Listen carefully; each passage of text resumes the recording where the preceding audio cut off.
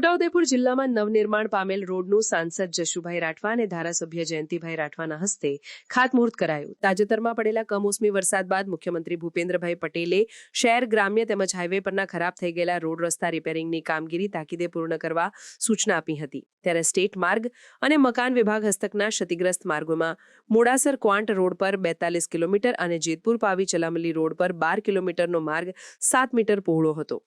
જે માર્ગને 10 મીટર પહોળો કરવા અને ફર્નિશિંગ સ્ટ્રક્ચર માટે રાજ્ય સરકાર દ્વારા 116 કરોડ મંજૂર કરાતા નવનિર્માણ પામેલ રોડનું સાંસદ જશુભાઈ રાઠવા, ધારાસભ્ય જયંતિભાઈ રાઠવાના હસ્તે ખાતમુહૂર્ત કરવામાં આવ્યું હતું.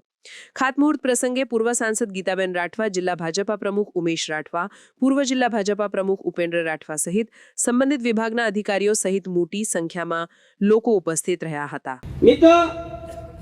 અમે બીજી એક વધારે પડતી લાગણી રાખી રહ્યા છે કે આ 4 લેન મંજૂર થાય એ પહેલા અમે તમામ પુલ ફેરકુવાથી લઈને બોડેલી સુધીના તમામ પુલ નવા બની જાય એના માટે પણ કેન્દ્ર સરકાર સાથે ચર્ચા કરી લીધી છે અને એ પણ ટૂંક સમયમાં મંજૂર થઈ છે.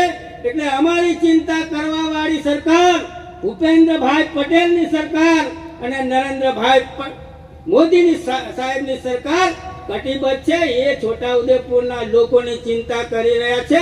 એટલે બહારના લોકોએ કોઈ બીજી ચિંતા કરવાની જરૂર નથી.